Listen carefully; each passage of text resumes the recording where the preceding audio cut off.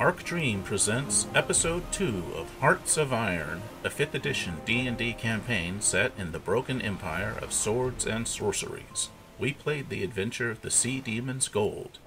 I'm Shane Ivey, the Dungeon Master. I ran The Sea Demon's Gold on Roll20. Download it for yourself at roll20.net. All right, well, welcome back, everybody, and I'm glad to see what's in store for your adventures as you start delving deeper into the Temple of the Sea Demon. Do we have any questions? Anything I should clarify before we just roll along here? Can we take a short rest? Already? That is up to you folks. No, I've been healed. Yeah, you're right. I'm feeling good. All right, let's do this. As the noob, what exactly does a short rest give us? So there in 5e there are two kinds of rest in the game. There's a long rest, which on paper is 8 hours, no more, no less. And if you complete a long rest in comfort and with access to water and food and the healthy environment, then you get all your spells back, you get all your hit points back, you get everything on your sheet that says it comes back with a long rest comes back. A lot of your expendable resources come back with a long rest. There's also a short rest, which you can take during the adventuring day. A short rest on paper is 1 hour, and so why they call it short, I don't know, but it's an hour. And what you can do with that is there are some abilities that you gain the use back with a short rest. They're not common, but there are some, and you can spend hit dice after a short rest to regain hit points. So, okay. And you have your hit dice are based on your class levels, right? So, and then when you complete a long rest, you get back all of your spent hit dice as well as all your hit points. So at first level, you each have 1 hit die available to spend. So if you take a short rest, you can spend that hit die, and then it doesn't come back until you get a long rest later. But you get back, that die plus your con modifier and hit points. Cool, thank you. All right. So at the moment, you've come out of this initial weird cave overgrown with coral growths and choked by enormous, huge crabs. And you killed a couple of the giant crabs, and then another one went scuttling away down the corridor.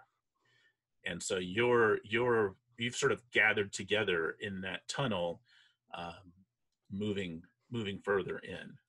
And around you is the stuff of the temple, which is, it kind of alternates between these weird, hard, chitinous, shell-like surfaces and, pulsing, fleshy stuff, and sharp coral and no part of it is pleasant. I mean, everything smells. It smells like the bottom of the sea. It smells of dead fish and sea life and blood. And it's dim. It's not dark because there are many sources of luminescence in the walls, or growing from the walls or from the floor.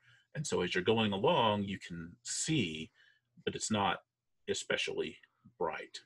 But it's not, it's in between. You get the idea. And in the distance, you can hear noises of kind of weird howling, whistling sounds coming from you don't know where, and constant kind of dripping water or pulsing, or it's, it never lets up. Everything is kind of uneasy and weird. Fun. And that's where you are now. You've got on the line, or in the tunnel, Astartus has moved to the front. followed by Key and Baldo with the chicken. Have you named the chicken yet? We have not named the chicken. I feel like that's going to be a temporary chicken. Yep. Okay. If the chicken makes it out, then the chicken gets a name. And a share the loot. Share the loot. You're saying that's one of our backup PCs. And Thalus behind Baldo. So, Astartus, you're in the lead. So why don't you take the lead and tell us what you're doing now? I have returned to trying to lead with the spear. Okay. Pushed out ahead of the shield, so that in case anything untoward rises out of the darkness, I can retreat backwards and we can reevaluate our situation. But all right, I am sort of using this long spear to probe ahead of us, especially anything that looks particularly organic, any more of that fleshy stuff, just in case there's... well, okay. I mean, in about 15 feet of slowly creeping ahead, you're kind of you're going to have to sort of step around an especially sort of jellyfishy consistency patch on the floor, and that the chitinous growths are only slightly covering. It glows slightly, and you can stab it if you want, or you can just walk around it if you want. I'm probably going to stab it just to make sure. Okay. It kind of bursts, and there's this eruption of fluid and noxious gases that flood up around you and everyone else. And tell you what, everybody make a Constitution saving throw. Okay. Oops. That one. Actually, you know what? Actually, I rethought that. I think this really only needs to be Astartus and Key. No. I just realized that Baldo and Thalus are pretty far behind because you're all. Thank God. All right. Key, as a dwarf, do you have advantage on saving throws against poison by any chance? I do. And I have Okay, so you resistance can- against poison damage. Right. Okay, so you can use that 20 instead of the 9. Thank God. Yeah. Or, Okay. Thanks, Sahayaak. All right. In that case, okay. Each of you, Astartus and Key, gain 4 temporary hit points as you're sort of flooded with this. After the initial shock and disgust, your brains feel kind of flooded with this sense of sudden potency. Ooh. I'm sure that's fine. Nothing to worry about there. All right. Okay. So we'll move Astartus, I guess, everybody forward, or you guys tell me if any of you are. Are you going to not warn us moving about forward. that noxious scent? Yes. You guys in the back certainly smell the noxious scent. You just don't suffer the special weirdness of it. Okay, cool. Sorry about that. What did you do? There was a thing. It was soft and jellyfish-like. I didn't think it would be a good idea to step on or around it, so I stabbed it, and that happened. Okay. Feel kind of good, though. Really? Yeah. All right. Just be careful, okay? We don't even know what any of this stuff is. That's why I'm stabbing it. I have a feeling that it's flesh. I looked at some of this earlier, and it doesn't feel like rock or stone or ground or anything. It feels like tissue. So mind yourself. Why didn't you share that with the group?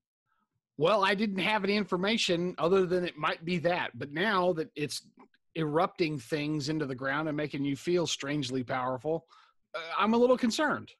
You're not the only one, but I assume we want to keep going because, all right, yes. Loot. Yes. Ahead of you, just only about 5 or 10 feet ahead of you, Astartus, this weird narrow tunnel, as descending tunnel, takes a sharp turn to the left and descends even more steeply. And as you go around it, you're kind of, it's almost like turning like in a horseshoe. It's that steep. And as is everybody following along Yes. pretty closely? And as you turn that corner, you see ahead of you, 10 or 15 feet, another sort of cave opens up, and in the center of the cave, you take in all kind of pretty quickly that in the center of the cave there's what looks like an altar made of like an organic altar made of coral.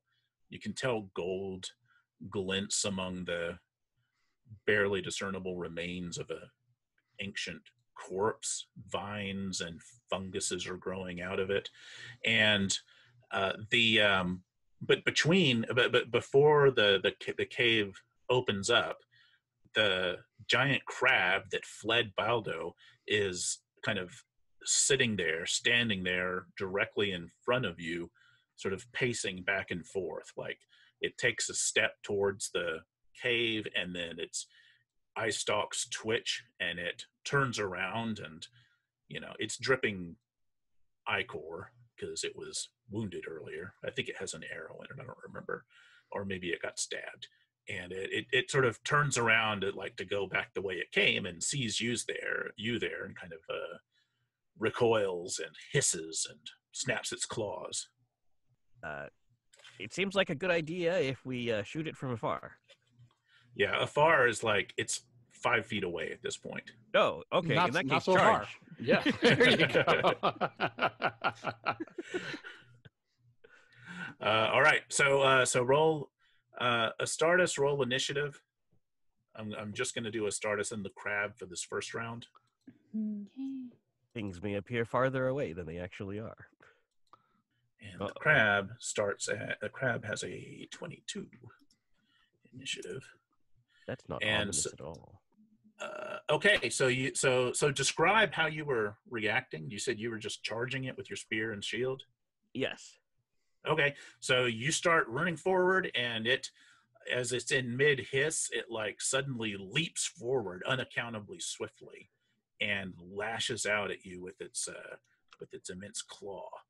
It looks okay. So yeah, I know your armor class is good. So you block that with your shield, and it kind of tries to get a purchase on the edge of your shield, but you shove it away harmlessly as it's lashing out at you. And it is your turn to act.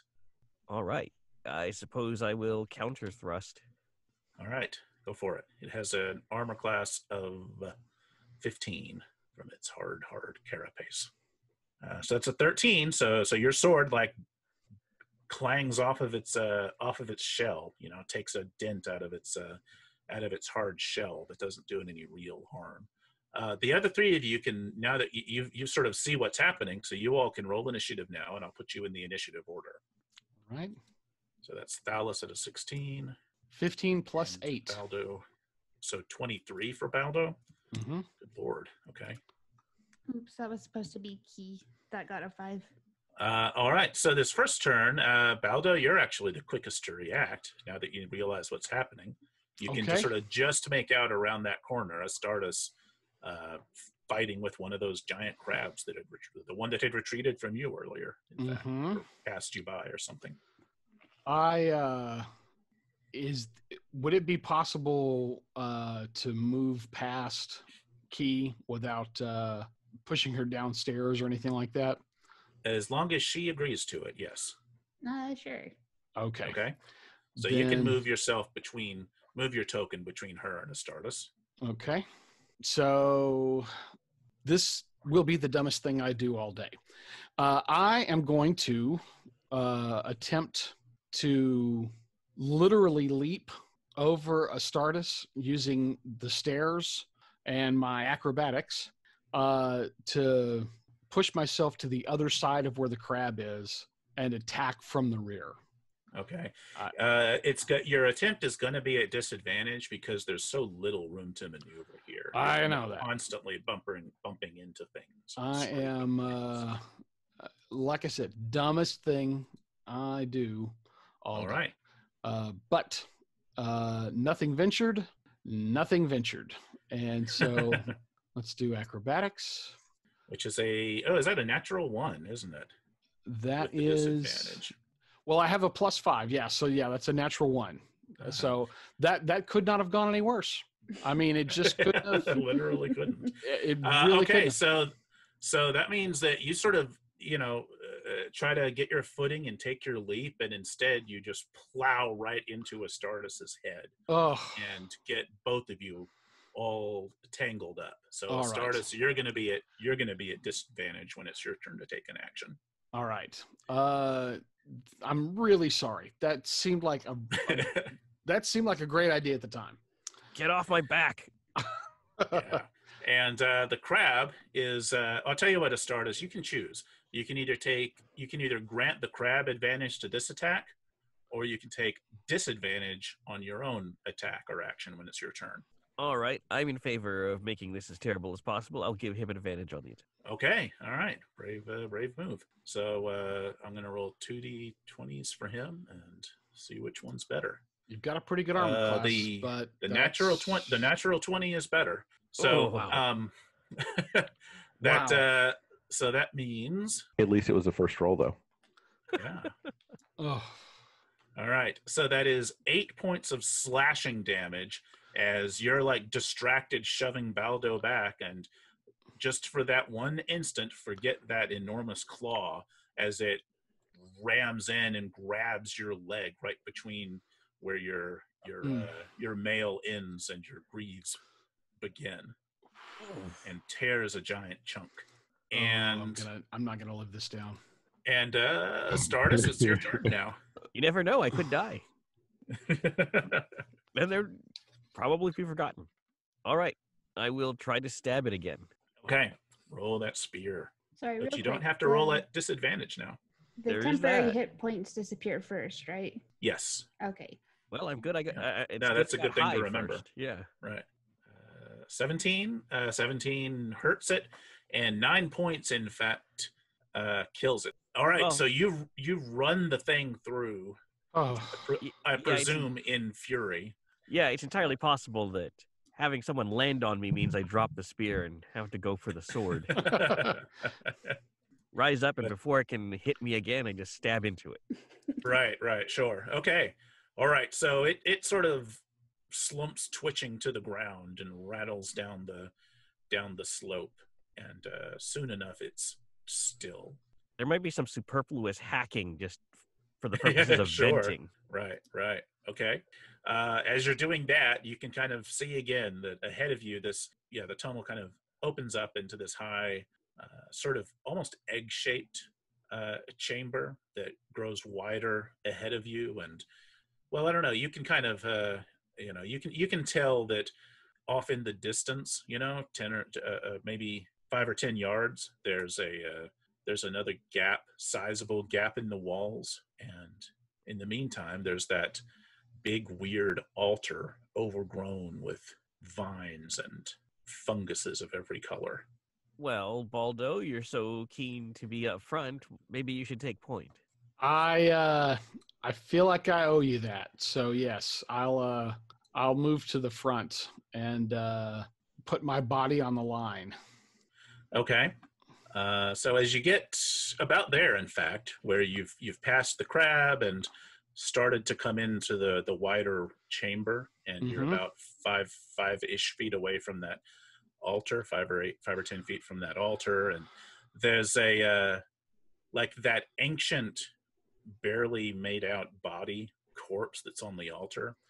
It you can see these vines that run through it. Some of them sort of constrict or expand and cause the body to twist and cause the sort of almost not indecipherable, but you get the idea.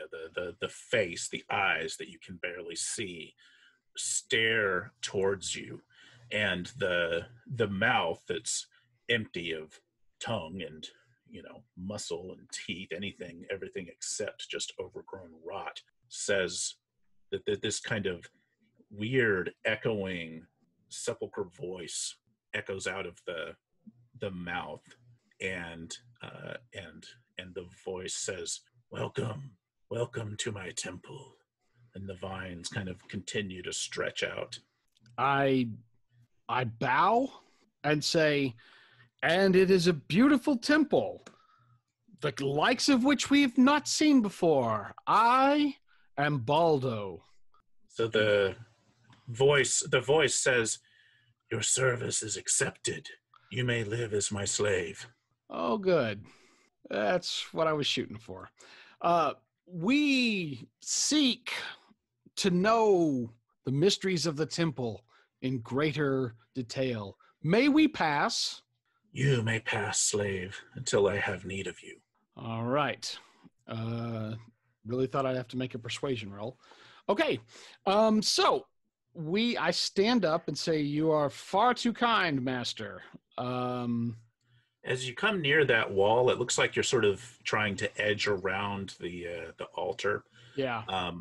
As you come near that wall, there are these spines that are sort of growing from the wall as you come within a few inches of it. That kind of almost like they're reaching out for you. With needle points.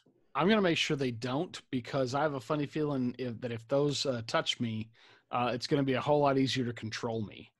So okay. I'm going to make an effort to stay away from the wall, and not get stuck with the spine. Yeah. So you sort of, Astartus is stepping up, next to you. So you kind of recoil away and bump into him. Hey! Watch the wall. And the corpse turns its sightless face towards Astartus now and says, have you come as a slave? No. Oh. Then you have come as a sacrifice. And the face, the sightless face turns to Baldo and says, you are responsible for it, my servant. Right. No problem. Quick point of order. Do you need that sacrifice now, or can we sort of take a break? We've been traveling very long distances and wish to replenish ourselves. You wouldn't want a tired sacrifice. Someone such as yourself deserves the sacrifice to be in the best of condition. Only the best and finest for you. I say we wait. All blood is fine. All right. Like a contractor. An hourly contractor. I turn to Astartus and say, very pointedly, with my eyes wide open, say, well, it looks like this is the end of the road for us. And I sort of make a gesture behind, with my back to the thing. I use my hands to indicate that we are to draw weapons and charge it. Well, I suppose I'm supposed to go over to the altar and be bled out or some such. Yes, that's the best thing. And the two of you come closer to watch. Yes. All right. All right. We're going to approach as close as we can. And I'm gonna keep an eye out for these spines now that I see that the walls got them. And I'll draw my rapier and say, let this deed of Baldo Vandalerius be a symbol of my fealty to you, the thing in the crypt. And I will attempt to I'm just gonna lunge him. I'm gonna rush him as all right. With all so of the you're talking about the corpse, right? Not Astartus. yeah, exactly. Yes. All right. So Baldo, make a deception check. Charisma deception check. Very good. That is a +3 on that shitty roll. So that's a 5. That's a 5 total. Yeah, that's a 5. Yeah. All right. Day, every day.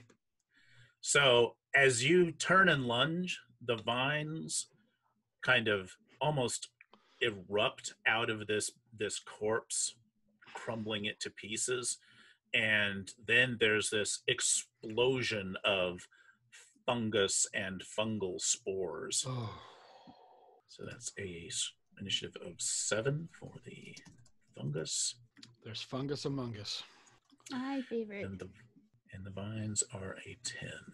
Both of which are quicker on the uptake than poor Key at this point. So, all right. So, nevertheless, Baldo, you get the first action. Incredible. And if you're, well, you tell me. You describe. You said you were lunging at the body that was speaking to you. Yeah. And it's kind of falling apart, but there's like clumps and clusters of vines and spreading fungus, and I'm going what you're doing. to slash at the vines that are now creeping towards us. All right, go ahead. Make your very good. All right, so you rush in, slashing and hacking the tangles of vines, and the vines. From among the vines, there's this sudden like angry snarl as it says, "Treacherous slave, I will have your soul slowly." And but Astartus, you're the next to react. All right, I guess swivel around to the core of the vines and just start hacking away. Okay. Oh, Baldo, you want to move your token to where you're adjacent to the vine blight? Yes. Now, I will warn you that once you get that close to the... well, you know what? I'll tell you what. If you have an option. You can move forward and attempt a dexterity check. Mm-hmm. And kind of scuttle diagonal-wise into the space directly in front of the green vines. Okay. But if it fails, you're going to trigger an attack of opportunity from the fungus. I'll just stay in front of the altar then to do my attacking. Right. Okay. So let me see. Astartus, I think did you do your thing yet? You didn't. No. Okay. So Astartus, back to you. You're behind Baldo. He's moved forward and hacked into that tangle of vines atop the altar. What are you doing? I suppose I will move up next to him and try to stab into the vines as well. And Okay. I want to get within 5 feet of him so that I can lend the protection of my shield. Oh, right. Cool. Yeah. So it's pretty cramped. There's room for you to squeeze in right next to Baldo, and you're both right up against the altar where the vines and fungus are spreading. So you can make a longsword attack. Sounds good. Or a spear attack, whichever you like. I'll go with the spear. No. Okay. Let me reroll then. It's different damage. Mm-hmm. Okay, better attack and better damage. Nice. Okay, so you stab into the heart of the vines and, feel resistance, and there's plant guts spewing. And Thalus, back behind them, next to Key, still in the tunnel. What are you doing? We'll take a few steps forward. So I'm going to shoot the vine from the safety of the hallway. Okay. As will become my trademark move. 14, unless I have advantage in 21. No, there's no advantage, and let's see. The vine the vine would get a sort of a minor bonus to armor class for cover since it's got people in the way, but not enough. So you did 7 damage to it. It looks like. Yeah. The vines are kind of writhing weakly at this point. And now they get their revenge because it's their turn in the initiative order. So it's going to attempt to lash out and constrict one of you that's near. Both of you have heard it, Baldo and Astartus. So So I'll say I'm going to roll a d6. 1 through 3 is Astartus. And it comes up a 6. So it's Baldo that it tries to grasp and squeeze. All right. And it's... Never lied to a fungus. Fine Blight. Oh, that's a natural 20. That's terrifying. Oh, my God. He does attack with disadvantage, though. Oh, does he? Oh, man, you're so lucky to have that shield in you. So, yeah, like Astartes' shield, obviously, just at the when that vine is about to wrap around your throat, the shield is there. Wow. And it's still, you feel it wrap around your arm and start twisting and lifting and squeezing for, so 4 damage as it starts constricting around you. And you are considered grappled, which means you can't move without wrestling yourself free. All right. And you are restrained, which means that you're restricted and your options are restricted. Okay, that was that. And then the fungus kind of erupts into action. And all right, and it has a reach of 5 feet. I'm rolling a die. The die is a 1, and I'm gonna roll a d6 again for who gets his attention. And it's a 5, which is still Baldo. Sorry, Baldo. And so it the fungus kind of spores lash out at erupt out at you. Oh boy.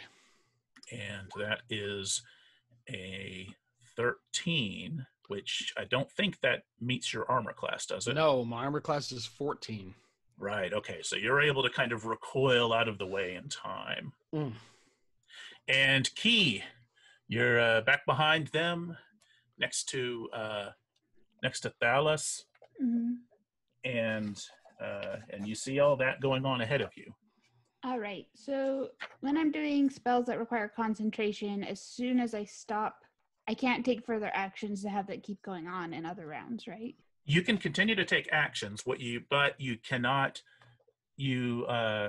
cast another spell while the concentration spell is in effect. And when you take damage, there's a chance that your concentration might break and the spell fails.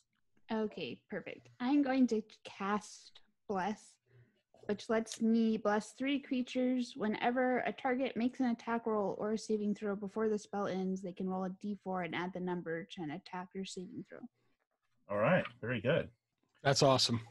Okay, and so you don't need to make a roll to bring that into effect, right? You just say your prayers, and as long as they're not resisting it. Right. All right. And okay, so we're at the top of the turn, and Baldo, you're restrained, which means that your speed is 0. You can't benefit from any bonus to its speed. Your attacks have disadvantage.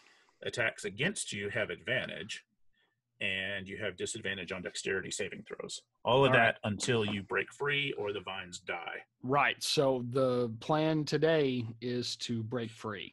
I'm going to. I feel like it's, I think, a strength check, and that's a terrible idea. But it'll be in your case. You having been grappled, it will be either athletics, strength athletics, or dexterity acrobatics. I've got acrobatics, and I'll use that. So you can attempt to nimbly wriggle free. All right, and that's with disadvantage. Let's see. Restrained, your attacks have disadvantage, and you have disadvantage on dexterity saving throws, but this is an acrobatics check, which is not a saving throw, so it's normal. And with an 11, you fail to wriggle free. Yep. Sorry. Okay, no problem. So no move. That was my action. I will lay. I'll turn as much as I'm able to my companions and say, "Little help." All right, and hold on, re-say that, but in pain and held fast by a terrible, cursed, writhing vine. Little help. There we go, way better. Astartus. I provide help in the way that I know how to provide help. I will apply spear to vine. Okay, there we go. Let's see that attack. Okay, that's a good attack. Wow. Yeah. All right. So 5 damage. So you, all right, so that's a high attack roll and 5 points of damage, which is enough to stab and stab and stab into the heart of the vines until they stop writhing and they slowly release their death grip on Baldo. Oh, many thanks. All right, and Thalus, same position as last time. Are there still vines about? Not vines, but that fungus that was lashing out and exploding at Baldo is continuing to rise up among the remains. I'll take a pot shot at it. All right. 23. 23 is going to definitely pot it. So that's 10. It's okay. So it says 10, a solid couple of arrows into this thing. As always, I Where's shoot the first. stats? There it is. Let it hit. Then I say, Baldo, duck.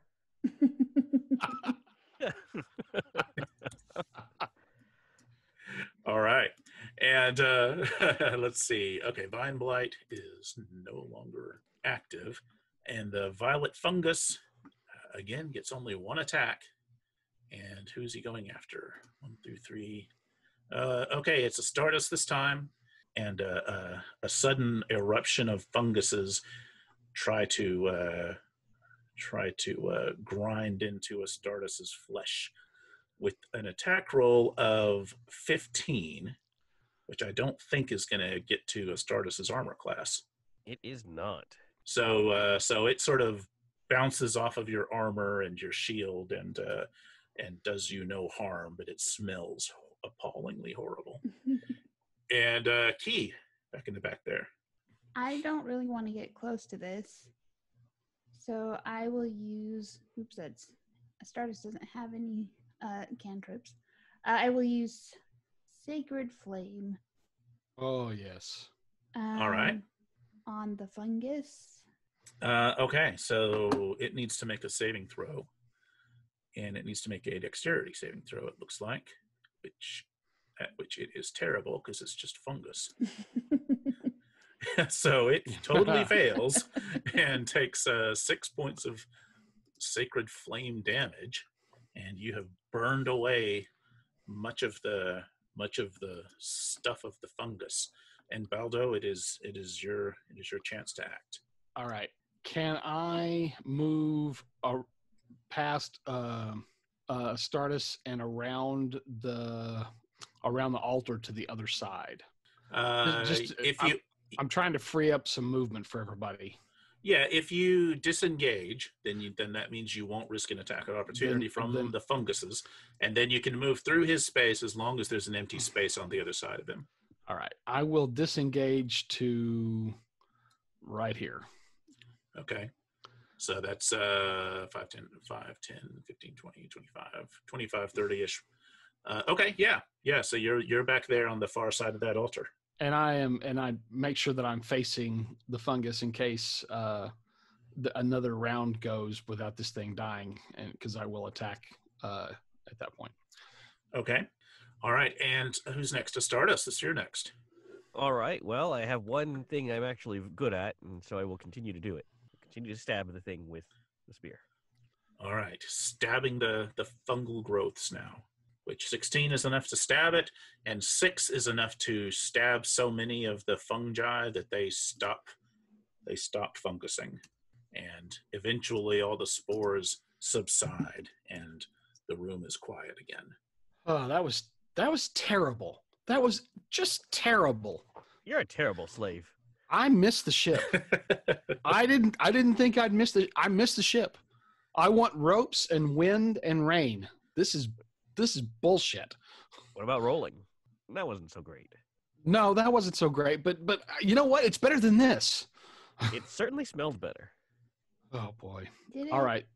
Let's I'd like to take a look around this place now that we are no longer in danger of dying. I heard there was All right. gold. There are coins and little links of shiny chain within the ruin atop the altar. I'd like to examine the chain. Okay. Yeah, you pull out you can kind of tease it out and pull it out, and it's actually fairly well made. It was obviously placed here as a gift or an offering of some kind. But it's worth 10 gold pieces. All right. Is it broken or is it intact? No, it's intact. Okay. All right. We'll take that. And if there's any loose coins, let's gather those up as well. And I want to make an investigation check to see if there's anything, if this altar is, if this altar is a natural growth or if it's man-made, and if so, it does it contain anything, or is it just a solid piece of coral? Okay. Yeah, give it a shot. Can I give him a bonus if I help out? Sure, yeah. You're proficient in investigation? Yeah.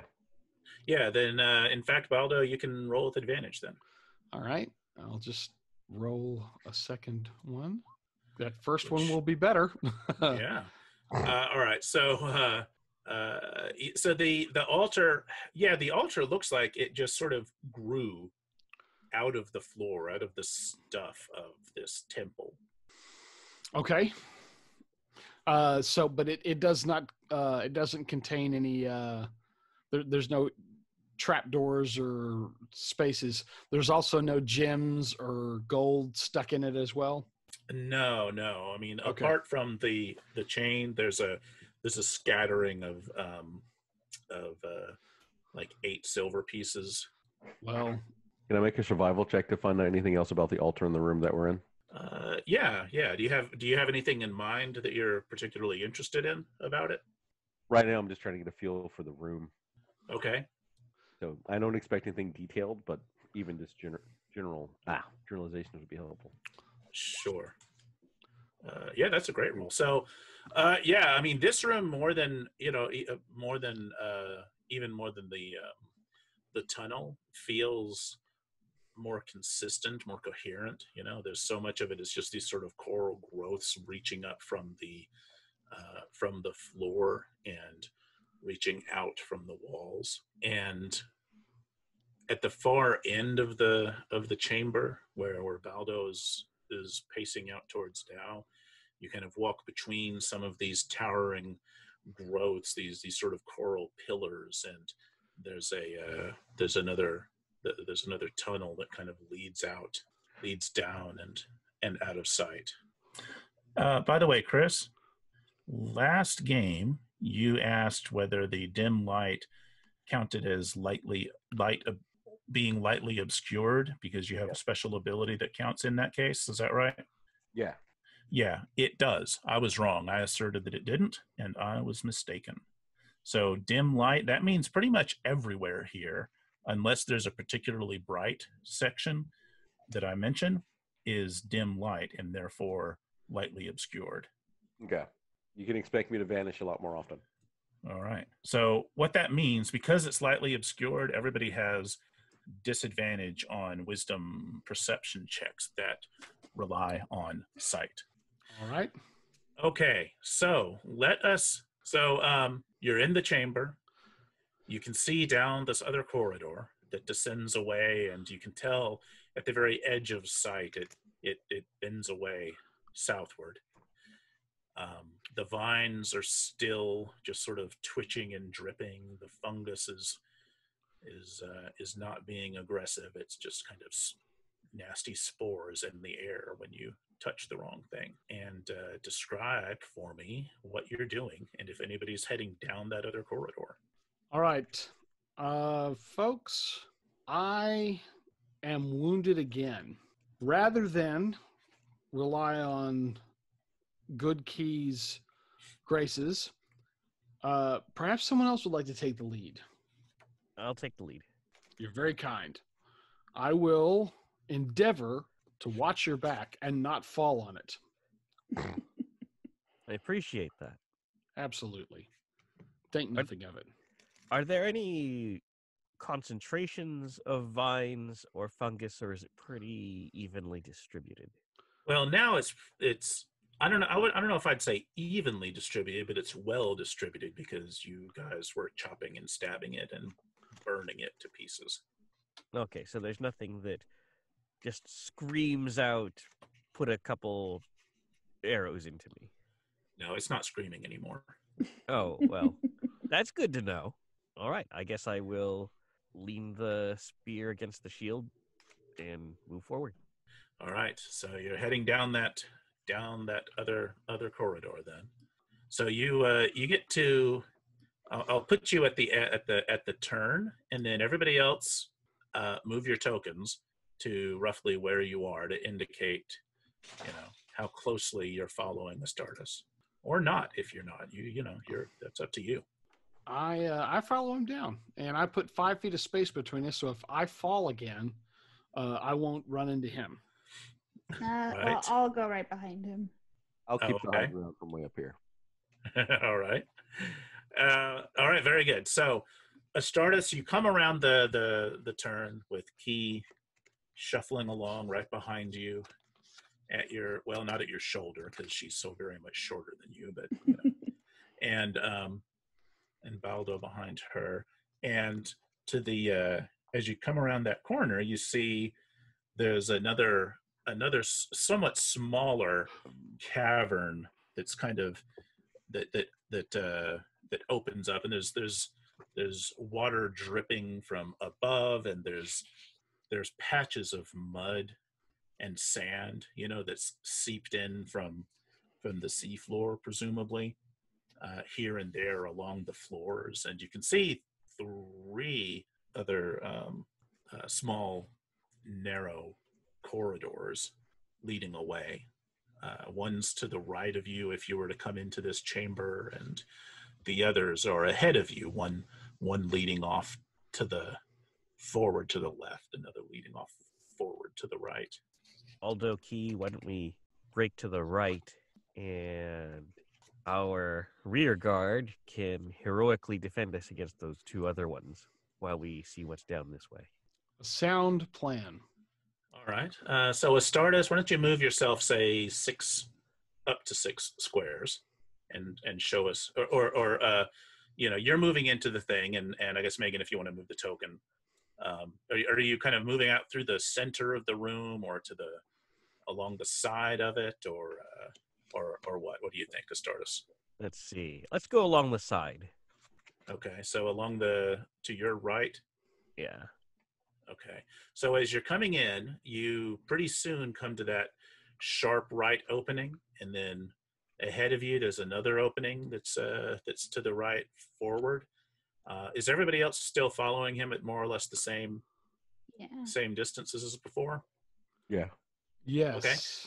And Astartus, as you get to the center there, and you're kind of weighing the 2 options, there's tell me what your passive perception scores are. Do you if you don't know how to calculate that, what you'll do is look up what's your perception modifier and add that to 10, and that is your passive perception score.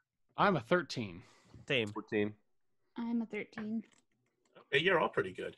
So all of you notice you hear this sort of distinct kind of blurping sound out of the mud at the floor, at a particular patch of the floor, and then there's and that draws your attention, and you see these big mud bubbles forming, and then several of them form at once, and it's almost as if you hear this kind of weird croaking voice say, "British." Ooh. Okay.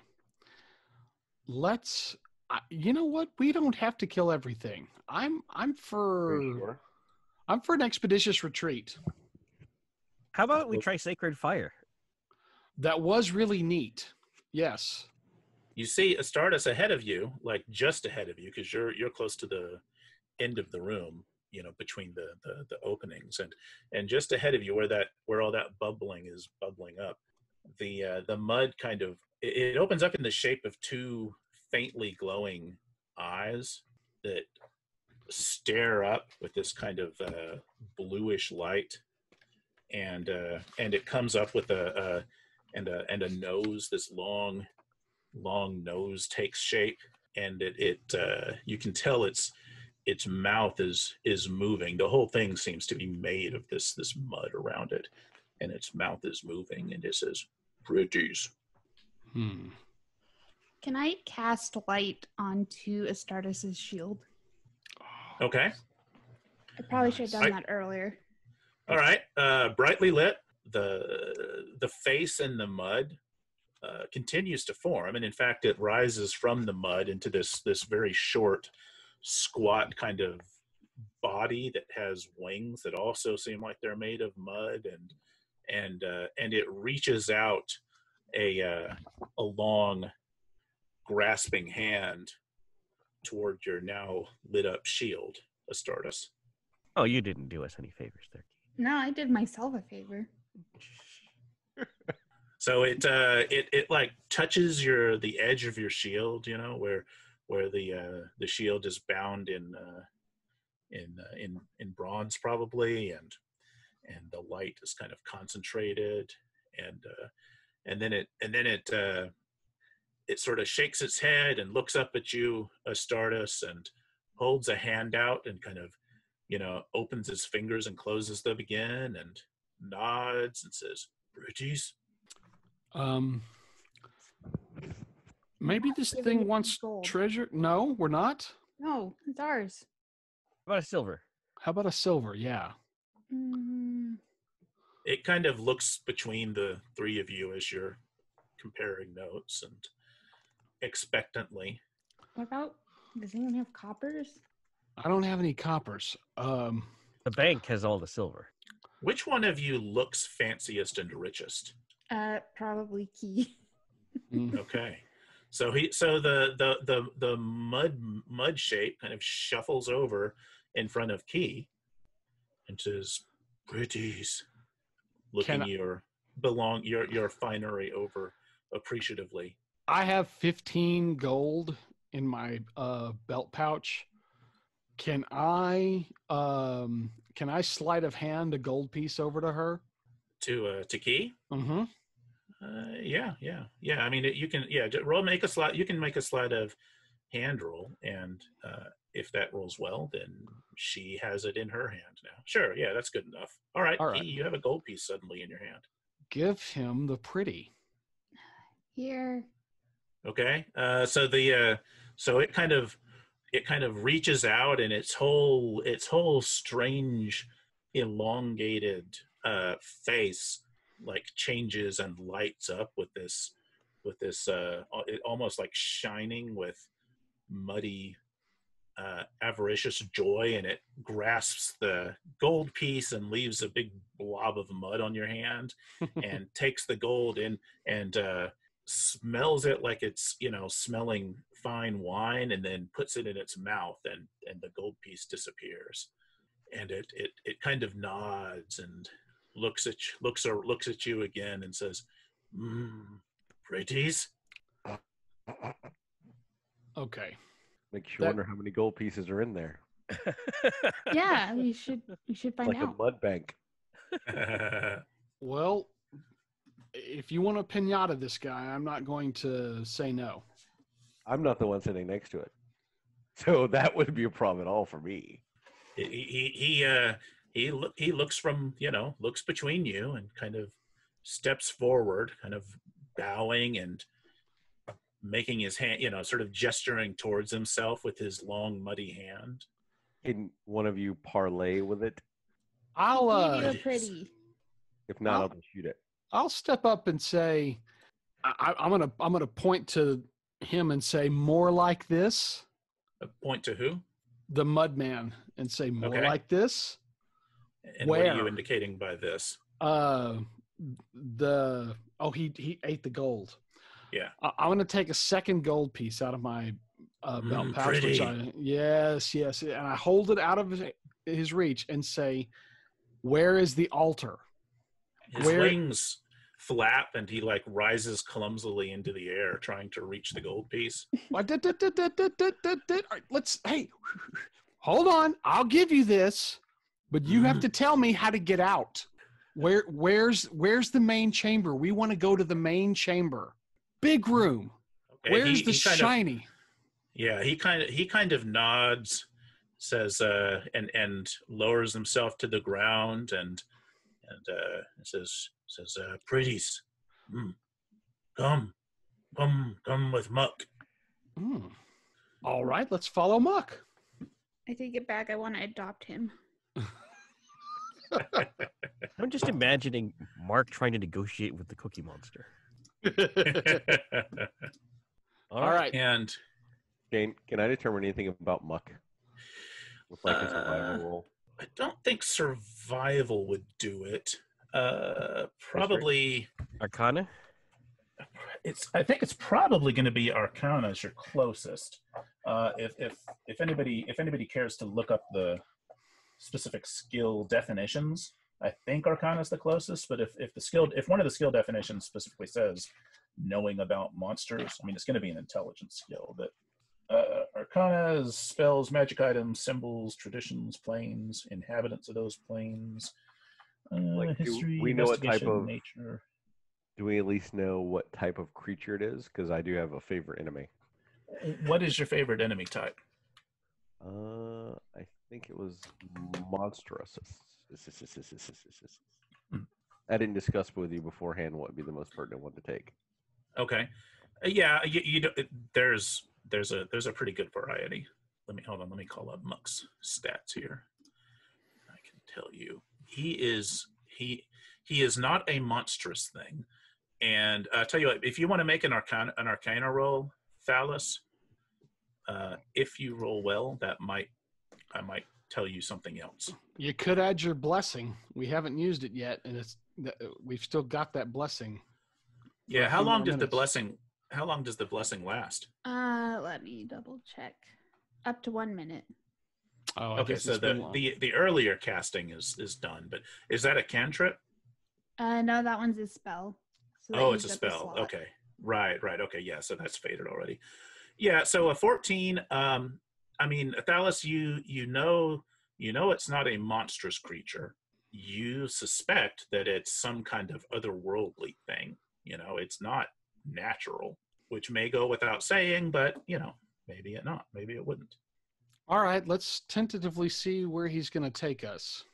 So Muck steps forward and goes shambling down the next corridor, which opens up into a broader space with more tunnels kind of twisting away from it. And as he shuffles along, he kind of mutters to himself, "Pretties," and he gets to one of the tunnels. The first of the tunnels leads off to the left of where he's going, and points in there and says, "Pretties, more pretties there." Okay. So this tunnel here, the leftmost tunnel, or it is. Yeah, it's the first one that you come across following him, and it leads. It is from where Muck is on the screen. It's to the one to his right. There we go. That's where he's pointing you towards. All right. Well, we've got more rooms and more tunnels. What say you? Oh, let's go. See All if right. he earned himself a finder's fee. I turn to Muck and say, "You come with us? You have more pretties?" Yeah, he nods and holds his hand up. I hand him another gold piece. I can't believe I'm doing this. Okay, he kind of titters to himself and smells it and rubs it all over his face and then eats it. All right. And then the tunnel he pointed to, Astartus heads down it, Key follows closely, and it immediately opens up into another small chamber, kind of circular-ish, uneven chamber, and all around the walls, the ceiling, floor, this little cavity absorbed into the stuff of the temple and its chitinous shell growths are the rotting but not fully rotten remains of these creatures that look like they're fish with the shapes of men, and they're kind of held in positions of, well, death, because they're all long dead. There's the largest of them at the far end of the southern end of the chamber, the little cave that kind of that sort of hangs from the chitin, has what looks like jewelry that must have been looted from some unfortunate long ago. Okay. A thin gold necklace, a pair of golden rings kind of jammed onto its claws. Okay. Can I? Is he? Will I have to climb to get to him, or can I reach up and pluck these treasures? No, you can pluck. I mean, it's a big dead form, but you don't have to go through any great exertions to reach the necklace or the rings. All right, I'll take the necklace and the 2 rings off. Its mouth opens up, and its dead eyes kind of roll down to glare at you. And as its mouth open, you can see rotten teeth, and you feel this exhalation of absolutely noisome breath. And it kind of groans and struggles forward with its claws grasping for you, Baldo. I draw my rapier and stab it. All right. Roll initiative. We're going to start over with the initiative order this time, because it's been a good pause. Everybody can roll. 15 plus 8. You got a 10, Acer. Thanks. And who am I missing? Me. Baldo. 15 plus 8 is 23. And there we go. We're in order. All right. So as the thing tries to sort of shamble free from the shells, Baldo, you may stab it. All right. Get back, creepy. And not good. I'm hoping that it's got a low armor class. What did you roll? I didn't have the chat window open. A 9. 9. Not that low. Your sword sort of in the sudden shock and fear, your sword just doesn't thrust with enough force to do any harm to anyone. And Thalus, back there in the back, you can see through your companions what's going on in there. And what do you do? I'll slide to right there and try to slam the creature back into the wall. Okay, so you're gonna run up next to Baldo to do that? Oh no! I'm gonna run to the corner and I'm gonna pop a shot off trying to slam it back. Oh, okay, other kind of slam. All right, all right. This So melee combat thing. I know you keep pushing it, but it's okay. Yeah, make a 19, 11 points of damage.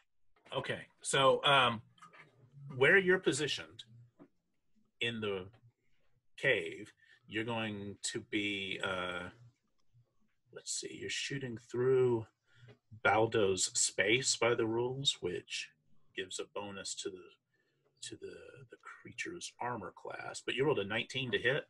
Yeah. Oh, yeah. So you definitely, you pinpoint it and pincushion it.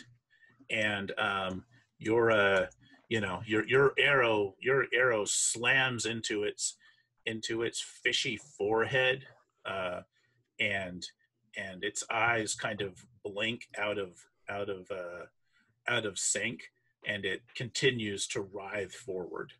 And Key? All right. I am going to move forward and wallop it with my warhammer. Okay. Should be able to move there, no problem. Yeah, you can get there. All right, wallop away. Okay, yeah, you need, and you don't have a shield, right? Not right now. Okay. You definitely wallop it, and yeah, go ahead and roll your damage then. Nice. 9. All right. So you wallop and slam your hammer into its side, and your hammer kind of cracks through its scales and its immense kind of springy bones, and sinks into it. You have to kind of yank your hammer out again, covered with stinking, rotting gore. And Astartus, you're back there being left out of the action. Oh, luckily I have reach, so I will stab that thing. Okay. Just contribute my usual proficiency. Yeah, you stab into its chest and stab into its chest and keep pulling gore off of it, and it kind of staggers as it finds it increasingly hard to hold itself upright and hold itself together. Let me see. Astartus, how did you get hurt earlier? Do you recall? I was clawed in the side. Okay. Oh, that's Or in the right. leg.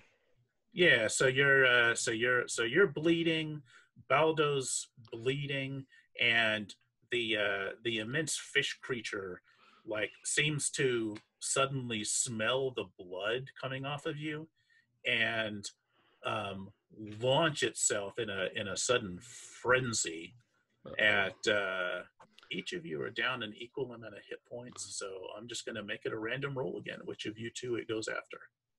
1 through 3 is Astartus, 5 through 6 is Baldo, and it is a 1. And, however, it launches itself at Astartus with shocking ferocity and tears past Astartus's shield for 7 points of damage with its claws as it grabs and rends. Uh-oh. You're down to 1 hit point, Acer. And then it lashes out with its immense, jagged, rotten fangs at Baldo. And that is a 15 to hit. No, it's an 18 to hit, which snaps into you for 5 points of damage, Baldo. Oh, that puts me at 0. So its fangs grip into you and draw, pull blood, and it flings you aside, and Baldo collapses insensate to the floor. All right, not good. Okay. All right, and that is it for the dead fish thing. And Baldo, it is your turn, which means you must make a death save on a D20. All right, and that is Constitution, yes? Nope, it's just it's a a straight 10 or D20. higher. Okay. Yep, raw roll. All right. Oh, natural 20. Well. Everything's coming up, Millhouse. So Baldo, you find yourself at 1 hit point after all, and come around. You can kind of bring yourself around. And I don't remember whether a death save, off the top of my head, whether a death save happens at the beginning of your turn or the end of your turn, or if it replaces your turn. I'm going to assume it replaces your turn. Yeah. Because, you're in pain. But Right. if I find otherwise in the meantime, I'll let you take an action. Very good. Thalus, you're next. I would dash to the front to help my companions, but there's a wall that I can't get around, so I'm just going to take a pock shot. Okay. 16, 10 points of damage. Yes. 16 will definitely shoot it, and 10 points of damage. And oh my gosh, that's a huge roll. Okay, and your arrow slams into the thing's cranium again, even deeper and better centered than the last one, and the creature sort of begins to sag, and then takes this deep breath of all the blood in the air, and that seems to stir it to activity again. Oh man. And Key. I will once again wallop. All right, go ahead. Good wallop. Did you get a 15? Yeah. And how much damage? 5. Very good. And you bury your pick-like warhammer into the thing. And let's see. You did 5 points of damage. Okay, so again, it kind of begins to collapse and sag, but then some infernal force seems to keep it upright and lend it ongoing strength. Astartus. Well, first of all, I'm going to second wind as a bonus action and get 1d10 plus 1 hit points back. Nice. Okay. And then I'm going to stab it with a spear again. All right. So let's see. Oh, I'm sorry. You did 6 spear damage, it looks like. Okay. And you plunge your spear into it. This thing is just full of holes, and it just won't go down. There's obviously something about the proximity of life blood that keeps it going past death. Baldo, I looked it up, and you make your death save at the start of your turn. Therefore, at the start of your turn, when you roll that natural 20, you gained 1 hit point. And what you're going to need to do next is roll a d20, because I have a special house rule thing to make your lives worse when you have 0 hit points. And then you can take your action on your turn and Very good. stand up if you like, or crawl around and weep if you like, or whatever you want to do. Okay. I rolled a 7. All right.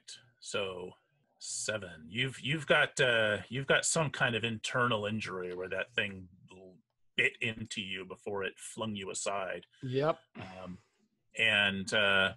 So until you spend a long time healing or get some kind of very powerful healing magic, what's going to happen is you're in pain constantly. And whenever you attempt an action in combat, you've got to make a constitution save. And if that fails, you lose your action. Wow. All right. Yeah, it sucks. That's a good crit. Okay. Yep.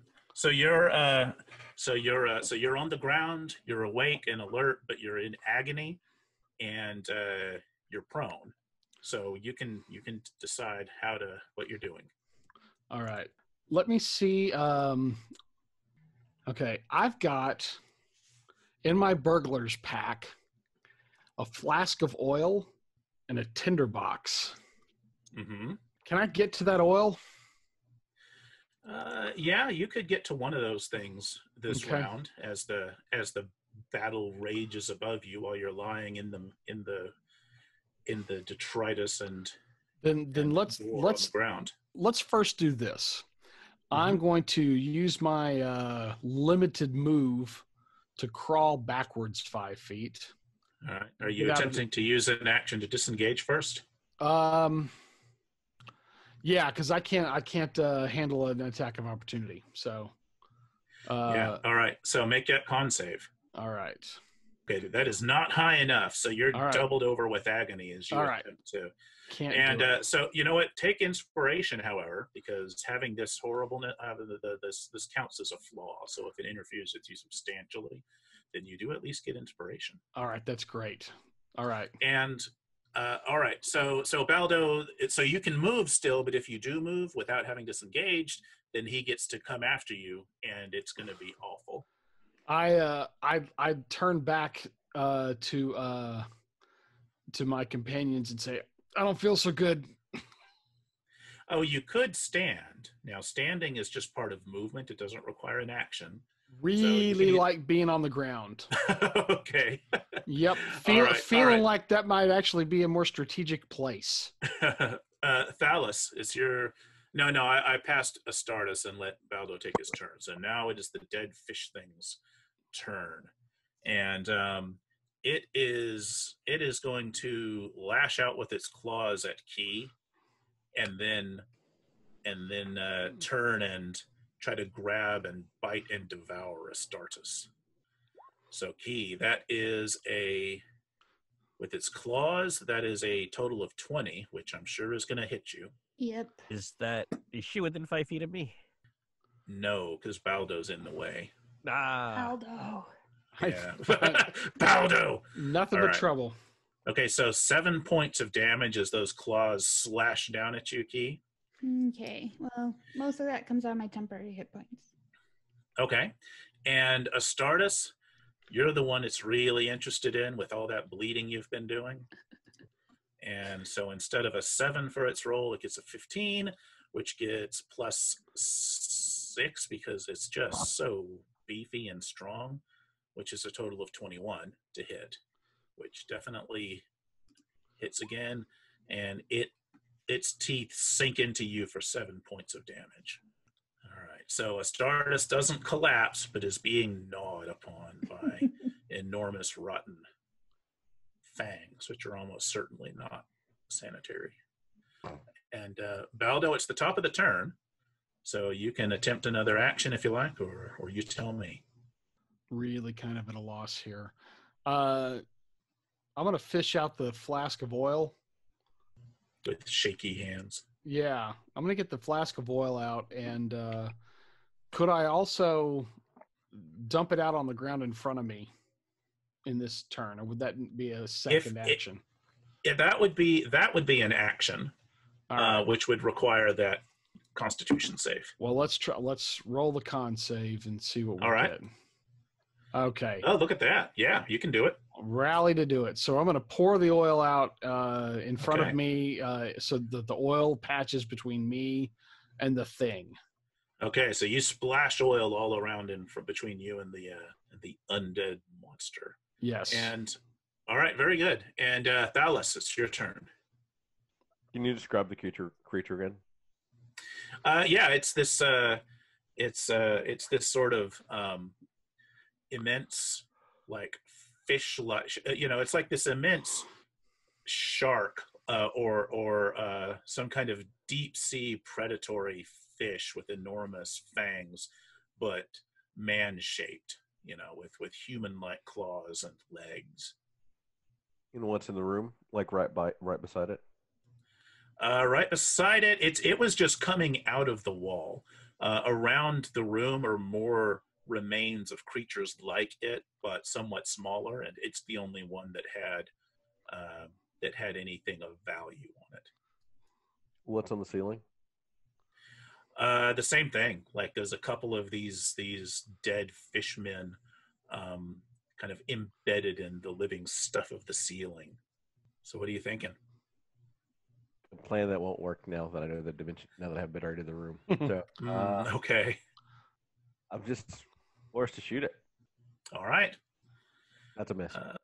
Oh yeah. Okay. So that arrow sort of flings by it and thumps into the chitin nearby. And Key, it is your turn. I guess I will bop him again. Actually, I'm going to step closer to Astartus first, so that he can block me with his shield. So the trouble is Baldo's there. Okay. You can't. The way that the 5e movement rules is on a grid, you can move through a friend's space, but you can't stay in the same space as another creature, right? Okay. I will stay where I am then and keep whacking at him. You're doing great with the hammer. Mm-hmm. All right, and what is your damage? My damage keeps getting lower. All right, and you smash into it, and you crush another part of it, and it still like stays staggering upright. And Astartus? Well, it's not like I have any other ideas, so maybe hitting it harder will work. All right, give it a shot. Still with your spear? Yeah. All right, and all right. So you stab into the heart of the thing, and it like looms over your spear, and it advances even further onto your spear towards you, as if pain means nothing. This time, it has a wealth of bleeding opportunities in front of it. So it's going to claw Astartus this time and try to grab and eat Key. And Astartus, its best roll is a 13, which I think is going to not get through your shield and armor. And Key, its best roll is a 20, which is going to get through yours, I'm afraid. Yep. And okay, for 6 points of damage as its teeth like close on your helmet and draw some blood from your face, but not enough to knock you out. Come, join me on the ground. It's very nice down here. I still won't up. All right, Baldo, it is your turn. All right. I've got to make. What I'm going to do is I'm going to try to light the oil on fire, in the hopes of at least putting some distance between this thing and us, and maybe even trying to set it on fire if at all possible. So let's start with our con check. Yep. 9. Oh no, it's shaking in pain. It grips you again as you you just barely keep the tinder and the the flints in hand. If someone wants to light this oil for me, that would be really great. Thalus, it's your turn. A little busy here. I'll light the oil. Okay, you're gonna move up in there. Can I light an arrow and use the arrow to light the oil? Yeah, you could I'll say you could set well, it's going to take a while. Like with a really good deck save, you could get the arrow covered in a scrap of cloth and lit in this turn. Can I light my torch and throw it? Would that be faster? Next turn. Yeah, because you could light it. Well, you could because what you could do is you could light a torch this turn and then throw it next turn. With the arrow, you could do the same thing, but it would require a dex roll to do it that swiftly. How badly hurt does the creature look? I mean, it looks like it's barely holding together. Pieces of it keep falling off. You hear Muck near you saying, "Pretties?" It kind of shuffles closer, making to kind of tug on your tunic and get your attention. So I got to shoot it. Yeah. 23. All right. 4 points of damage. 4 damage. Oh, thank God. Don't get excited yet because your damage is 4. And it rolled, with its con bonus, it rolled exactly what it needed. And so it begins to sag again, with another arrow through what remains of its brain pan. And then it instead starts falling towards poor bleeding Key. Can I shout something? Yeah. Muck, it has all of our gold. That's great. Oh. You know what? Make a Thalus, make a persuasion roll. And Key, you can decide what you're going to do. 15. 15's pretty good, actually. All right, go ahead, Key. It's still alive, right?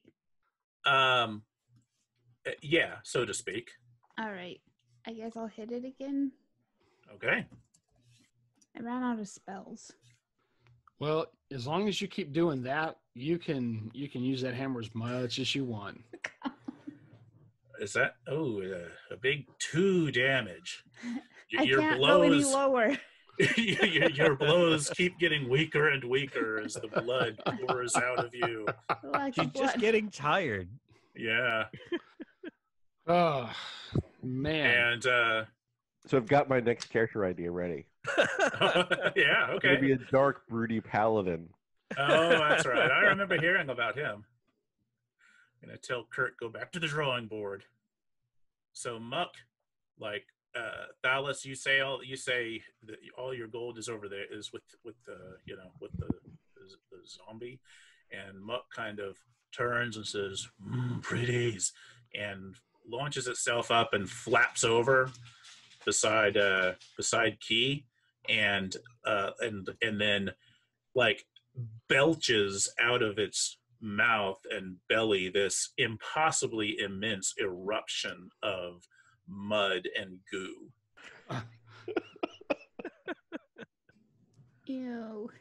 And let's see, his saving throw is a 10, and his DC is 11, which means that he successfully restrains with his viscid mud breath the Sahayaak, the zombie Sahayaak, which kind of is covered in this goo, this muddy goo, and kind of suddenly slowed down. It's not it's not incapacitated, but it's dragged down, and its incredible vicious aggressiveness is somewhat lessened by immobility.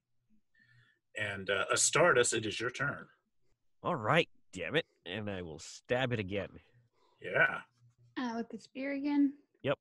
If we die at this point, they'll just write on our epitaphs, passed away due to RSI. This is good. All right. So 6 damage, You've But it got to be just- kidding me. but it just kind of writhes on your spear without falling and turns and spits mud all over you as it tries to grab the spear and draw Astartus towards its fangs. If we ever get back to Zyirra, I'm going to demand my money back. Huh. But being slowed as it is by Muck's mud breath, its fangs only close on your shield and do you no harm. And then its claws lash out at.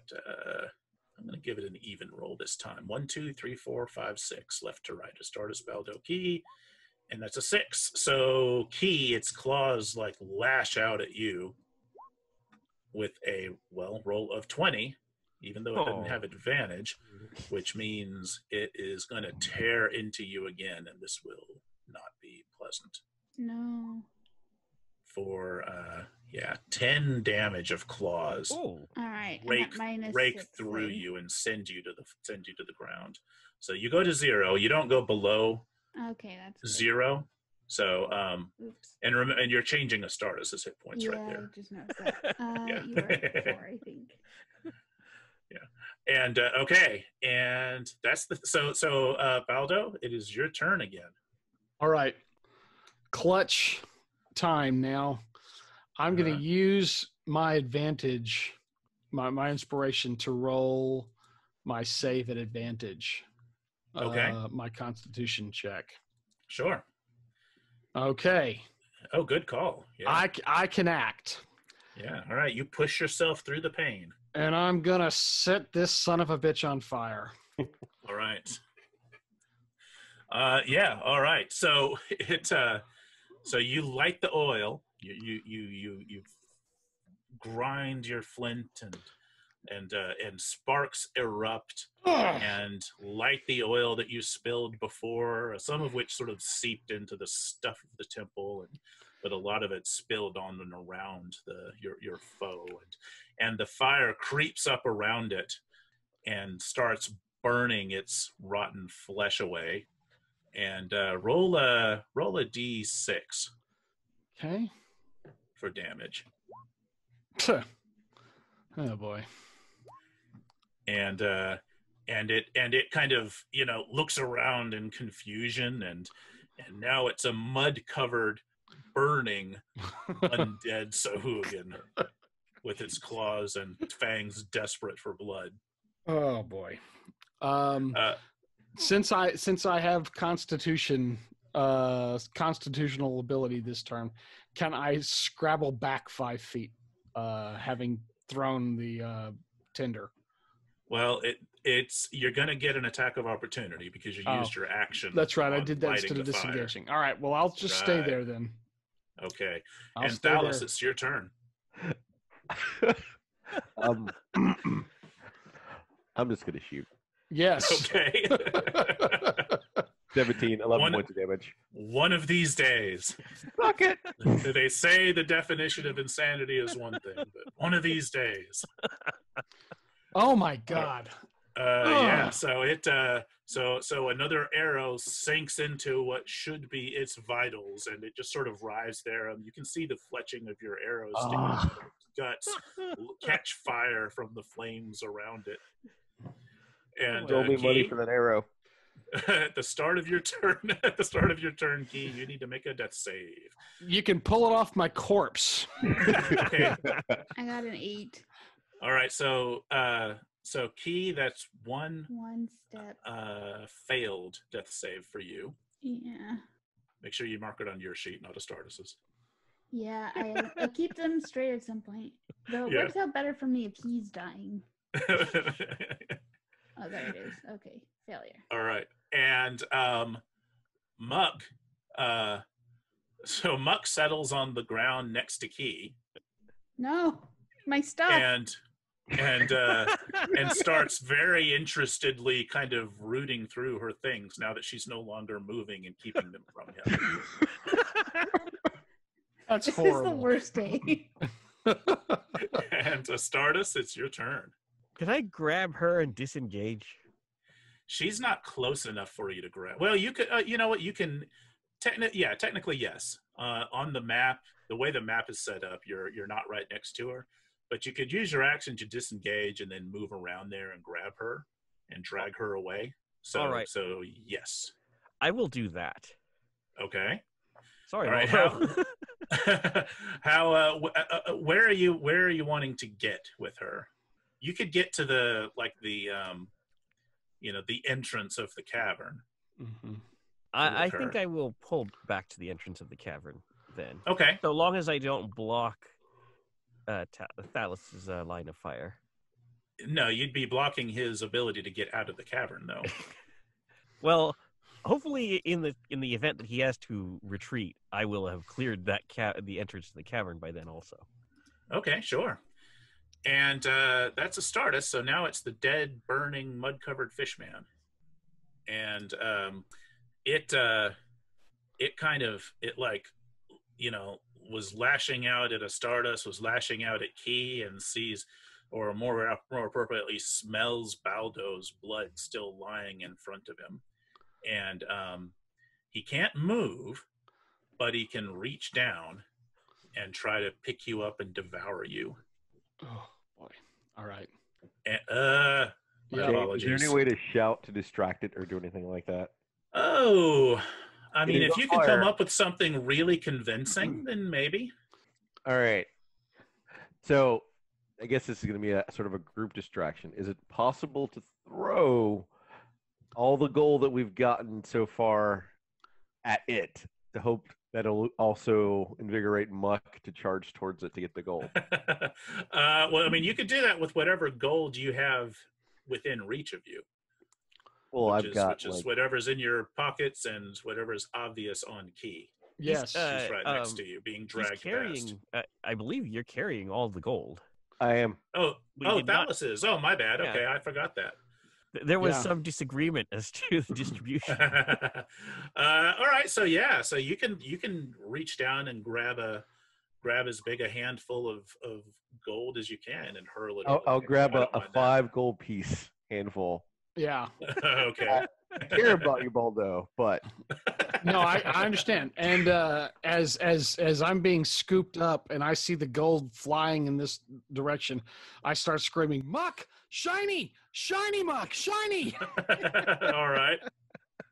Yeah, I'll give Muck a reaction to sort of get interested in all that, and I'll let all that combine to give the Sahayaak disadvantage on that roll. Oh, So I'll beautiful. roll the d20 again, Oh gosh. and let's see. you're just destined to die. Oh, geez, that's a second 16. I thought it didn't go anywhere. It was the exact same damn roll. No, it was the same damn roll. All right. So Baldo, you I'm get back you down get to 0. lurched up and clawed into unconsciousness, and then it leans in and bites you because, like I said, it wants to eat you, which means you automatically fail your first death save. Okay. So mark 1 failure on that track. Yep. And I started over, right? Yeah. Okay. Yeah. Yeah. All right. And all right, and it's the top of the round, next round, which means Baldo, it's your turn, so you can make a death save. Oh boy. Another natural 20 would be awesome. Let's see yeah. that Well, happen. But it's not. But it's a success, so you still can pretty mark good. 1 fail, 1 failure, 1 success. all right. Very good. And roll a d6.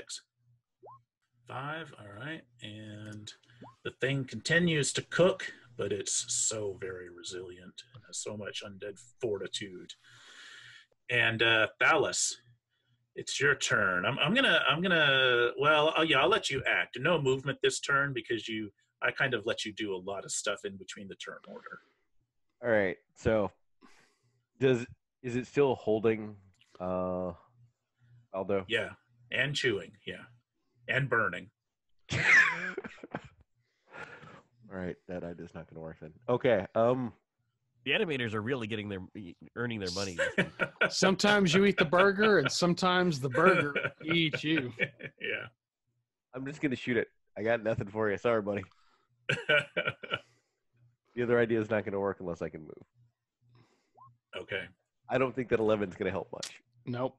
No, So- 11 hits it. 11 thank does God. damage to it, and it takes 5 damage, or whatever that happens to be worth. We'll find out. Not enough. Oh my gosh. So, and I'm going to take a step that way. I'm not leaving you. I'm just not directly in the room anymore. Well, stay put, because let's say no. Like I said, I think no movement right. this turn because you had all that other stuff Okay. going on last time. All right, so Key, another death save for you. Hooray. All right, that's a success. 10 or higher is a success. So Oh, mark thank that God. on your sheet. Yeah, Muck, all that gold went in there, so Muck will attack the zombie Sahuagin. Why There not? we go. Does anybody else See all that treasure down there? Does anybody have inspiration I'm still? out. No. Oh no, Muck's not all that aggressive. So he sort of looks for ways to punch the thing and then changes his mind. And Astartus, it's your turn. I've got a crossbow around. Yeah. I've got a crossbow around here somewhere. I'll just pick that up and join the ranged attack. That seems to be a wiser course of action. Mhm. All right, so your crossbow bolt slams into it, and oh my God! Thank you. And with a Jesus. natural 1, it Oh. finally fails its saving throw. And your crossbow, where did you put that bolt, that lethal of a bolt of bolts? Right next to wherever Baldo's face was. and that like severed apparently the last really serious strands that were holding its head on, and Baldo, it kind of the gold! Get the gold! collapses in a burning, stinking heap to the ground. Get the I, gold! Oh wait, Yeah, Baldo's unconscious. yeah, there's no. So meanwhile, at the top of the next turn, Baldo, make a death save. All right, I am just happy to be here. Hope I can help the ball team. Let's see. Okay. Okay, a success. Thalus, it's your turn. There's no more deadly combat. The monster has dropped Baldo to the ground. It's lying in front of him, burning. Muck is sort of squatting next to its burning remains, kind of poking, trying to reach through the fire to grab the coins that you've flung over there. This is out of character, but that little son of a bitch let us in here. I'm not real kindly right now in my unconscious state towards the cute little Muck. What do you do, Thalus? Does it look like my companions are going to live, or is there anything we can do to help them first? I mean, they look rough. You can go to whoever you like and All I've attempt got to is apply. medicine. Yeah, you can give it a I'm not shot skilled. to stabilize somebody. Ugh. Whip out whatever passes for. Do you have anything that's an actual healer's kit by any chance? Oh no. Oh God. Okay, so you can I've kind got of arrows. improvise. Yeah, tell me what you're tearing up to improvise bandages to staunch bleeding and keep them alive. As those two are already together, since you carried the cleric over there, I will go to Baldo and I will rip off a piece of his own clothing. Yeah. Okay. a little bandage. Yeah, he had a nice cape on. I think I saw a cloak. I will rip that to shreds. Oh, Yeah. To And, make Big multiple dignities. bandages to pass around. so try a medicine roll then. 14. Oh yeah, I think that'll do. Sure. Okay, so let's call that. Okay, I'm going to look up the effects, but in the meantime, call that a successful death save. It may stabilize you entirely. It probably will, but Key, you're going to need to make one of your own while I'm checking on that. All right. If it's a second successful save, I'm at 3 now. So So either way, you're stable. You're either good. way, I'm Okay. stable. Yeah. And let's see, Key, you succeeded, right? Yep. So you have a success to mark on your track. Muck has found some gold pieces that are not dangerously burning, and plucks them out and hums to him, sort of purrs to himself pleasurably. And Baldo, you're unconscious, and Thalus, it's your turn again. I will take some of the recently acquired bandages and go over to Key and try my first aid. That worked out. What's the worst? Okay. 13. All right. I promised to only pour salt in open wounds. Stabilizing. Okay, it's DC 10 and with medicine, and that automatically stabilizes them. So, okay, so Key, you're no longer making death saves, no longer dying. All right. So Astartus and Thalus, the two of you are alert and awake. You, as far as you can tell, your companions are, safe from death for now. What are you doing? We'll kind of come out of combat time, and you can tell me what you're doing. Recover any gold that Muck hasn't eaten. Yeah. Okay. Let's see. I'll roll a d. Yeah, you went over to stabilize them. So, okay. So Muck managed to eat up 6 gold pieces out of your stash, and you. Well, I only threw 5, so he has all 5 of those. Oh, okay. There you go. So yeah. By the time you head over there to see, he's coming away from the remains as the fire is guttering out of the remains of the fish thing, and he kind of sees you coming and steps closer and smiles up at you and says, "Pretties?" I am not the nicest one in the party. I think that's all you're getting. He kind of turns around and points to the dead, burnt fish thing. He says, "Pretties." Shake our head no. And he turns and starts walking over to start poking through the burnt flesh, looking for that necklace and those rings. I'm gonna race over and snag those up first. Okay. All right. Yeah. You know what? Make an acrobatics roll. Contested acrobatics roll. If it's helpful, I've got a base speed of 35. If it gives me an advantage. Oh yeah, you can get right over there, but it's going to be 18. Or you know what? This should be sleight of hand, not acrobatics. Oh, gonna keep my 18. You can keep the natural roll and tell me what the total is, like the raw d20, and add it up. Then it would be a 16. All right. That's still pretty good. Ooh, not good enough. Wow. And he got an 18. Holy shit. Okay, so you get over there as he sees you coming and sort of goes and reaches out and snatches that gold chain and steps back with it and starts holding it up to his face and nuzzling it and tasting it and steps away. So you can get the rings easy, but he's got the gold chain.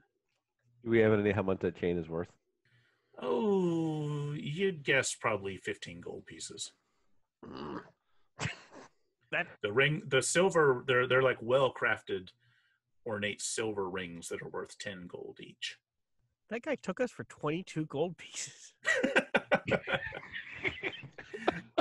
So, Muck, as he starts slurping the necklace down, he looks around at you all very affectionately and nods approvingly. Says, "Pretties."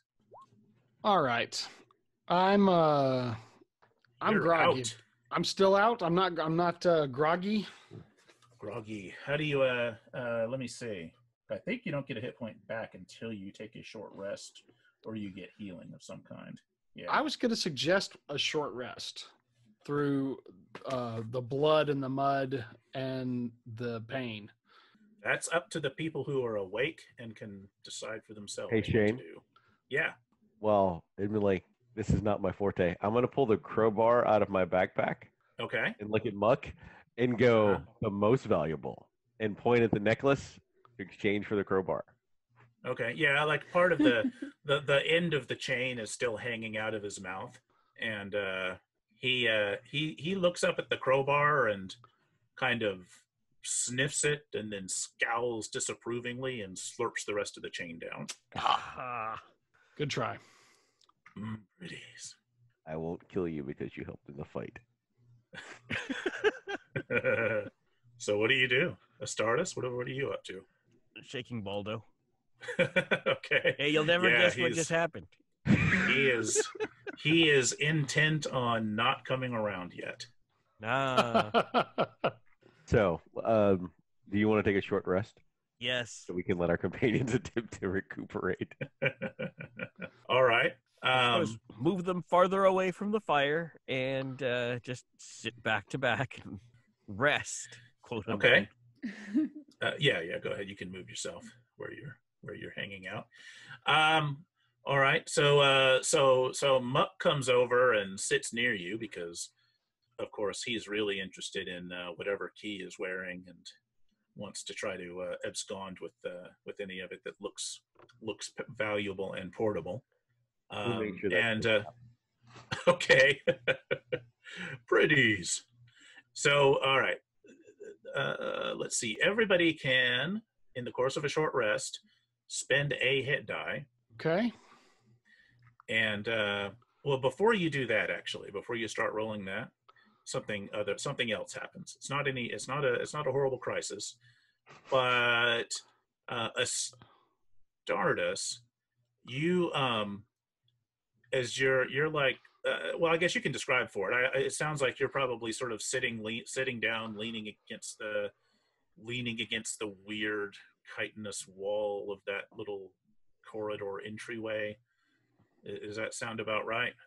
Yes, I've got the spear sort of propped up against my leg, and if Muck sort of ventures too close to Key, I'll just swing it Okay. at about waist height to discourage any any scavenging that might occur. Uh-huh.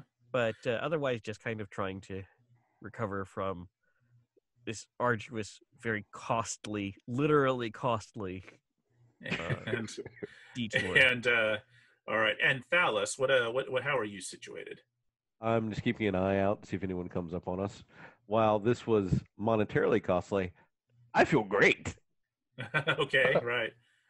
All right. So Astartus, as you're resting, you're keeping watch, you're occasionally harassing Muck. You feel like a at your back, kind of at your shoulder, where the armor ends, and it's just cloth of your undershirt underneath. You feel this kind of twinge.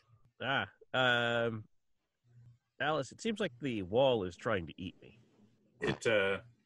There's there are these little barbs that have extruded from the coral, from the carapace, and are trying to pierce your flesh.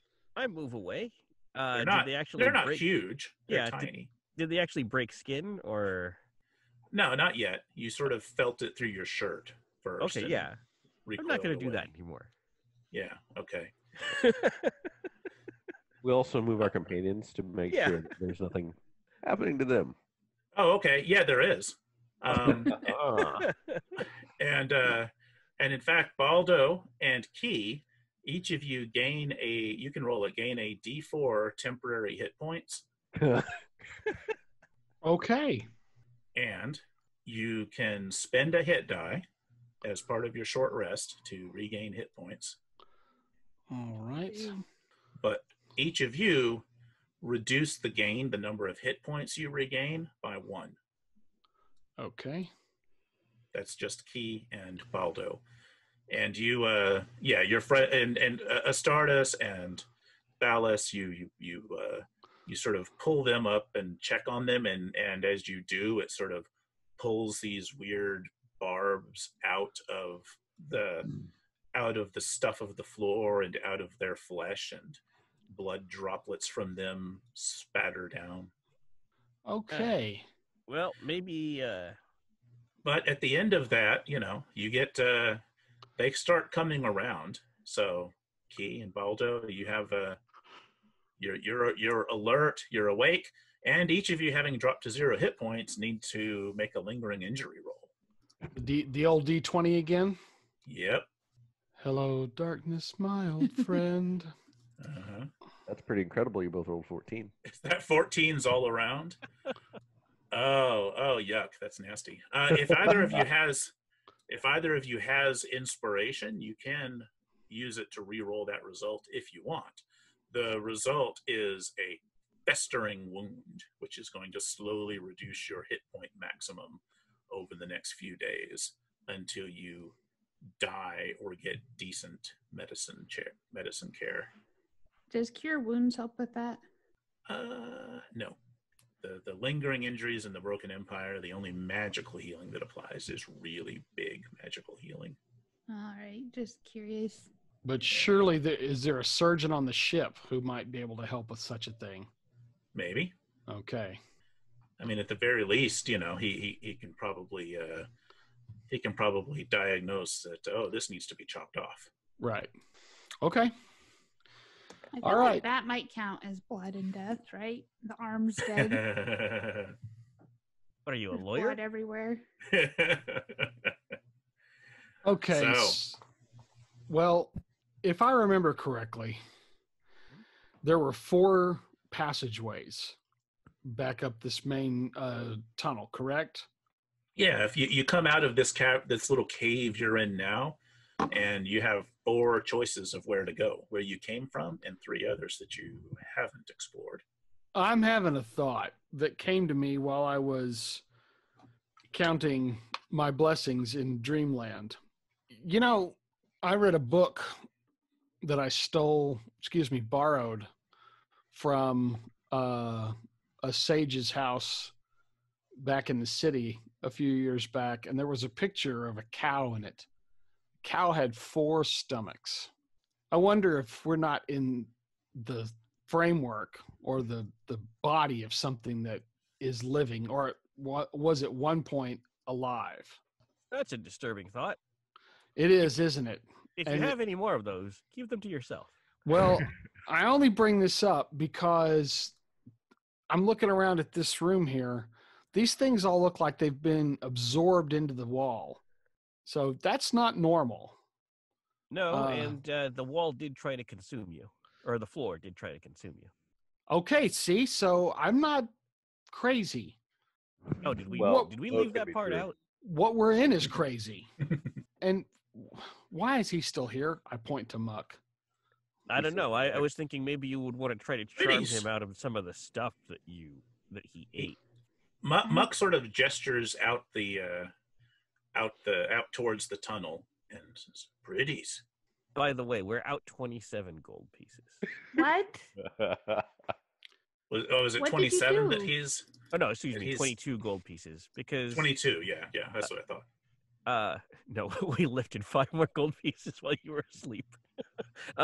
No, he ate a chain that was worth 15 gold pieces, and in trying to distract the bad that thing, Alice tossed 5 gold pieces, and you gave him 2. So the thing that I came in here to steal is now inside the gullet of Muck. Yes. Oh, did get 2 rings though, right? You got the Yeah. rings, right? Yeah, Thalus got the rings. We did. They're both worth 10 each. Great. Yeah, Muck looks up at you, Baldo, and smiles and nods. Good boy, Muck. I pat him on the head. You get very muddy doing that. Okay, look. We came here to loot this place. I say we loot it. But let's not fight everything that we can. Let's see if we can try this without putting me in harm's way anymore.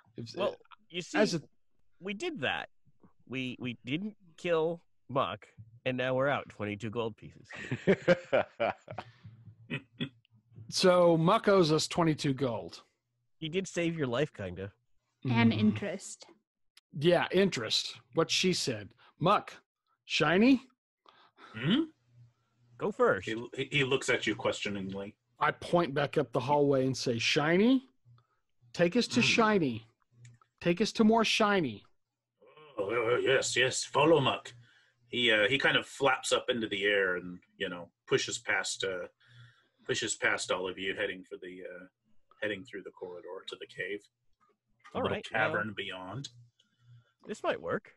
Okay. All right, but we're not going to try and die anymore, correct? We're going to just keep going, yes? Yes. Well, you're the wise one, so maybe you should follow him and supervise him. No, all right, fine. Right. Well, let's see. Move your tokens out to into the cavern, following Muck or however you're going. Astartus, are you kind of hunkering along with everyone? Are you trying to take the lead? I'm suggesting that Baldo take the lead and supervise Muck, and I'll follow along behind him in case he needs to retreat behind my shield. All right, This is good. And let's see, Astartus, did you want to spend a hit die while you were resting to get hit points back? Because your hit points are currently still pretty low. Oh yeah, I will do that. Yeah, so that's a D10 plus whatever that is a horrible roll. Key, roll for switch to Astartus and roll for him. Okay. That's still a natural. You know what? Roll again. I want to see if there's something weird going on here, because that's 3 natural 1 hit die result. No, you just had terrible luck. Okay, so you get 3 hit points back, Astartus, which is least you could possibly get from a short rest, but they're there. Well, such is life and death, apparently. All right, so you head out. You follow Muck, and he starts leading you towards another corridor, another cavern, kind of muttering happily to himself, having found such wonderfully generous friends who were so clever at finding him valuables to eat and enjoy. You kind of smell and hear the temple around you kind of growing, and it feels like it's kind of closing in and making these strange groaning noises. And I think we can probably call it a night there. Oh, okay. What do you think? Yes, fine, whatever. Before we get into another long, drawn-out piece of tragedy. Oh my gosh. So I'm seriously rethinking my desire to play rogues. I feel like we don't have enough clerics in this party. Perhaps another 2 or 3 clerics of life, maybe. You never know. You might have a few secret priests stowed away among the crew that suddenly reveal themselves. That'd be nice. Nice. Maybe Pataja's holding on to a healing potion I don't know about. Right. It's like in Horror on the Orient Express when half the people seem like they were machine gunners for some reason. Right. Exactly. Yeah. Only on the second half of the campaign. Yeah. It's 5th edition. It's that first level hump. You've got that first level ringer. You've got a thresher. You have to survive before you get tougher and My goodness. Have a little bit of padding. All right. This is good. By the way, I don't know if this will make you this won't make you feel any better, but I'll tell you anyway because it might be amusing, which is the secret to destroying that fish man. Yes. Short of a critical hit would have been radiant damage. Damn it. I have that as a cantrip. Oh my god. Yeah. Oh. So yeah, once Key decided it was melee time instead of cantrip time, I kind of realized, this is gonna get ugly. After I went down, I was like, I bet radiant damage would have worked on this guy. Yeah. Wait. Trust Seems to trust be those oozing death magic. instincts. That's right. Okay. All right. Good to know. Yeah. All right. Important And safety did tip. right. Okay, so Baldo and Key, did you each note down in your bio or somewhere your various lingering injuries that you're suffering from? but I will now. We'll do that. I have a festering wound, And I have an internal injury. Yeah. Okay. The festering wound's not really anything to worry about just yet. It takes a while for it to really be a problem. Oh, good. Right. It's not a problem until it is. Thank you, everybody, for playing. That was a lot of fun. I hope you had a good time. Thank you That's very right. much. This episode of Arc Dream Presents was recorded on Zoom and Roll20. Special thanks to Mark Finn, Chris Spivey, Aser and Megan Tolentino, and Shane Ivey. Links to their work can be found in this episode's show notes. If you enjoyed this episode of Arc Dream Presents, be sure to subscribe and give us a rating on iTunes or wherever you listen to your favorite podcast. This episode's music is 5 Armies by Kevin MacLeod of Incompetech.com under Creative Commons. Visit filmmusic.io. For more information about the Swords and Sorceries series, visit swordsandsorceries.com. Arc Dream Presents episodes are produced and edited by Rachel K. Ivey of A Minor Film School and are copyright Arc Dream Publishing.